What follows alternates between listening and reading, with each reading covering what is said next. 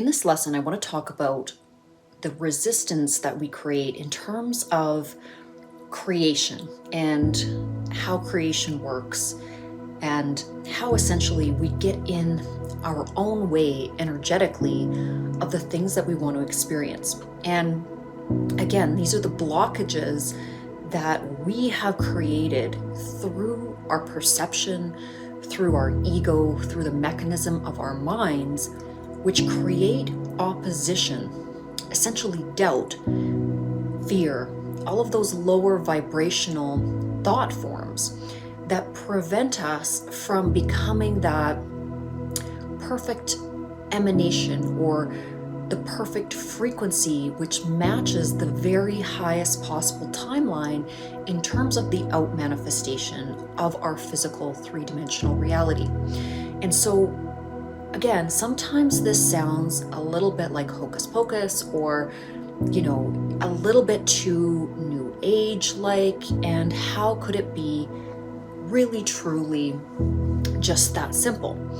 So I really want you to start to dissect the types of thoughts that you are thinking and the types of emotional responses that you are having, timeline of your daily activities. And what you'll notice is there's certainly some times that you're going to be very, very optimistic. You're going to be in a really, really high energy. And then there'll be other times where something sort of knocks you off kilter and your energy levels start to descend. And this is usually when, again, that negative, pessimistic, frustrated, irritated type of thinking comes up. And so really the quest is to be able to really start to emotionally regulate yourself and really hold your energy despite what you are seeing in the outward manifestation of your life. And what I mean by hold your energy is that you have the ability, or you learn the skill of really propelling your energy, which is you, the state of which your beingness is, into an extremely high vibrational state. So what do I mean by an extremely high vibrational state? That means a continuous output of high vibrational experiential thought forms. So existing in peace, which means this calm tranquility that, nothing can bother you. Existing in joy, where you find joy in all of the little things, the big things as well, but a lot of times in our daily lives, we're not always going to have these big fireworks and, crazy things going on. So we have to learn to appreciate the smallest details in our life. Then, of course, there are those other high vibrational states of being: reverence, compassion, love, unconditional love, where again, it's that reflection of everything that we are seeing. We fall in love with it, essentially. And how do we do this? So what does that even look like? So the best way that I can describe it is that it's a type of, romanticizing, or a way of being with each and every object you interact with. And I think this is something that is sometimes lost in adulthood. I remember being a small child and everything had meaning and everything was exciting and a new adventure.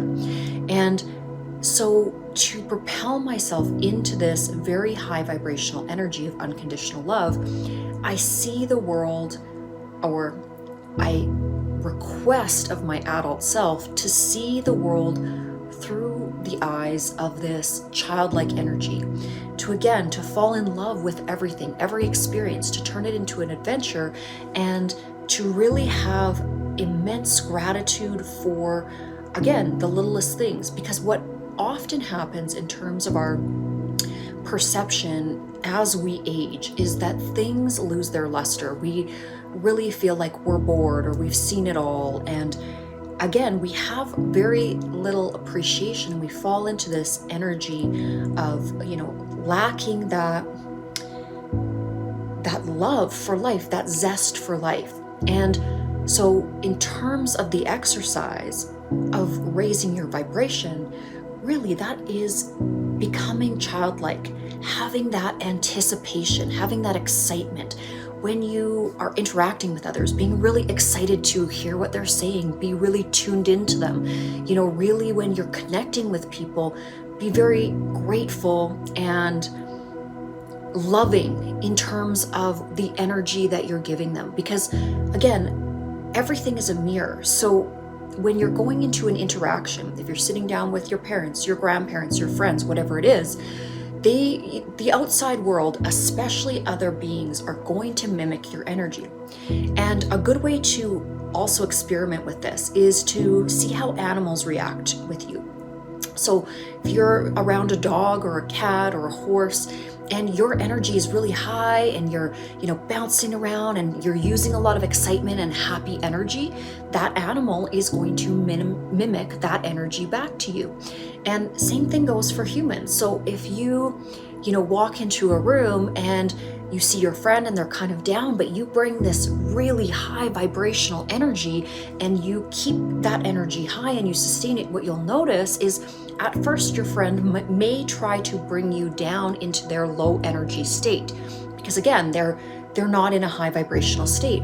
But if you keep your energy really high and you're consistent in holding that vibration, eventually you'll see right before your eyes that their energy will start to mirror yours. They'll start to get a brightness in their eyes. They'll start to smile more.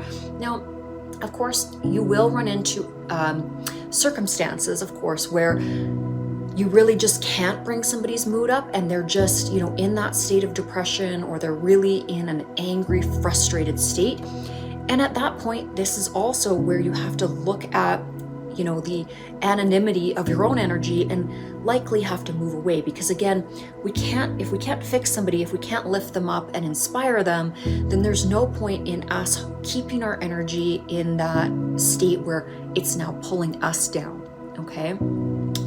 And in terms of manifestation, so why I'm talking about all of this, and the real purpose for me explaining all of this, is that I really want to focus it back in terms of generating and creating the best life that you want to see manifest for yourself. Now, I want to say, in terms of a disclaimer, it doesn't matter where you are right now. The reason I know is because I've been through a lot of different obstacles in my life. I've had massive health issues. I've gone through financial issues. I've gone through massive relationship issues. I've gone through losing really important people in my life. Pretty much the destruction of everything. My family's fallen apart. All of the different kind of terrible things I've been through. And so I know that by using my mind and by keeping the energy of my thoughts really, really positive, I was able to move through each and every obstacle with grace, with this energy of expecting something better.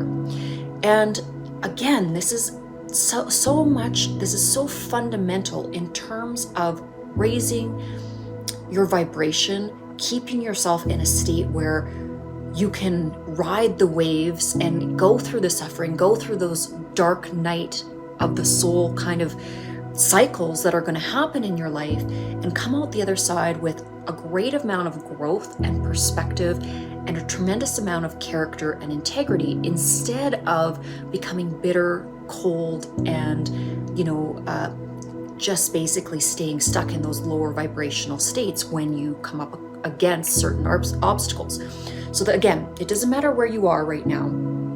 What you need to do in terms of creating the best life for yourself is to practice raising your vibration, and really, really practice not creating resistance to what you're trying to create. What do I mean by this? Okay, so let's say we're doing visualization or some visualization activities. That would mean that you sit, you meditate, and you think about this beautiful life that you wish to have, that you wish to experience. And you essentially put yourself in that state and start imagining what it would feel like, the emotions, how you would interact with others. Go into as much detail as you can in terms of this daydreaming activity that you're going to go through. And what you're going to find is this, okay? You can definitely cause yourself to create this upward momentum of really magnetic positive energy. Okay, and this is the good part. This is the practice makes perfect part. But then undoubtedly, when things come up, and if you're not used to utilizing your mind, your consciousness as a tool, as something to work for you, not against you, then something will crop up, or something will remind you of your old patterning, your sort of negative thought patterning. And because again, it's so much a natural state for you, you'll easily slide back down into that low vibrational patterning. Again, second step to creation and the manifestation process: identify. Identify when you have started to go down in terms of your energy field, in terms of your thought forms, and identify it. Once we identify the pattern, once we identify the programming that we're creating or that we're running on autopilot, then again, we make that practice. Then we diligently practice raising our mental thought forms, raising our vibration, and holding it for as long as we can. Not ever residing in that negative energy of frustration or guilt when we fall a little bit short of what we'd like to achieve. Just again, getting back on that horse. Every time you see yourself or you experience yourself dipping down into a low mood, you instantly practice lifting yourself back up again.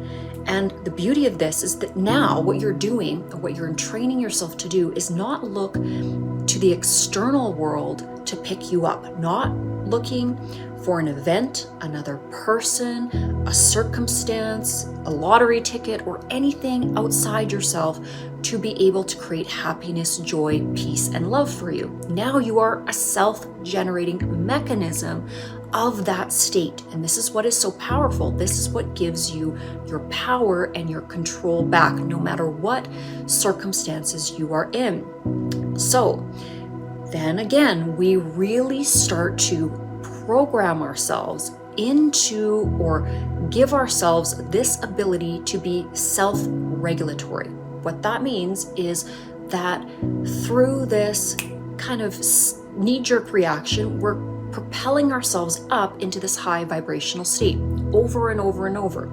What happens? That becomes the dominant mental program that we are now training our consciousness to attune to. This is the whole process of ascension and raising your conscious thoughts, your vibratory state. And again, this is not going to be necessarily easy, because we have been trained by society, by our families, by our institutions to focus so acutely on the negative, to really delve into the problems of the world, to focus on them, to ruminate in them. But this is actually the opposite of what you should be doing. And I'm not telling you not to care about others' plight or their circumstances. I'm just saying that if you can't do anything about it, there's no point in ruminating in it. Okay, and fussing about it and taking on to your own shoulders the problems of the world. You are better and you're much more useful to this world if you are raising your vibration, raising yourself to a point of inspiration and happiness, so that you can help to lift others up. And doing this, you'll find you have this great output of energetic, a vibration, but just a natural energy to you. And that will give you more ability to go out into the world and actually fix some of those problems that are happening. So it actually has the reverse effect. When we don't focus on the problems, we become part of the solution kind of vicariously, just by having this beautiful emanation of our high vibrational energy. Through consistently holding that high vibrational energy, we actually start to be this self-generating light. When we hold more light, when we hold more of this unconditional loving frequency, naturally, due to that state, we have more energy. There's more action that we can actually go out and do things and make the world a better place. So we want to kind of go back over these tips and tricks. When we see that we're putting up resistance to our own dreams and goals, we want to identify that and get ourselves back into that state of that high vibrational imagining, even if we haven't seen that out manifest as yet. Practice makes perfect in terms of our conscious thought form patterning. always higher and higher expression of this love, joy, peace, all of those really high vibrational states, unconditional love, of course, okay? And when we are consistent, when we have that ability to be self-regulating, then we are not in resistance of what we are trying to attract in. Remember the law of attraction. That consistent transmission of that high vibrational energy causes the quantum field to magnetize what it is we are seeking towards us without that opposition. Some or all religions would call this faith, okay? Not being in doubt, being in faith that good things are coming to you. And I myself, again, in terms of my spirituality, have an immensely deep faith. And I associate it with God, with Jesus, with, again, some of the masters and gurus that make sense for me. But again, this is what makes sense in terms of my mental framework, okay? And it doesn't matter where you are in the world, you're going to find that pinnacle or that anchor of your own faith. And whatever that is for you is exactly right. That's what you need to tether to, and that's what you need to utilize in terms of propelling yourself into this union with that which is divine mind, okay? And again, the whole purpose is a grander and grander element or culmination of creation, so that it's something that every being on planet Earth can experience. We want to envision a world that is dynamically beautiful for all life, you know, and the more far-reaching and the more incredible our vision is, the more that energy is created in terms of the quantum field and is reflected back for all of us. So my suggestion in terms of what you are asking for and what types of manifestations you want to see, you know, ask not only for yourself, but ask for a wider audience. Ask in a way that is well-wishing for every being in terms of the planet. And that is, again, the most beautiful expression of your own prayer or of your own prayers. So I'm going to wrap this video up. Hopefully you found this helpful. And again, it's really coming back to your own mental health. You are going to feel the best that you can feel when you are holding those high vibrational thought form patterns consistently. Because again, if you're in a state of reverence, joy, gratitude, you know, inspiration, and just the majesty of what it means to be alive, and if that is your experience or your predominant experience, you've already won the race. You're already in that bubble of nirvana that really is the divine right of each and every being here on planet Earth. All right, have a great rest of your weekend, guys, and hopefully I'll see you in the next video.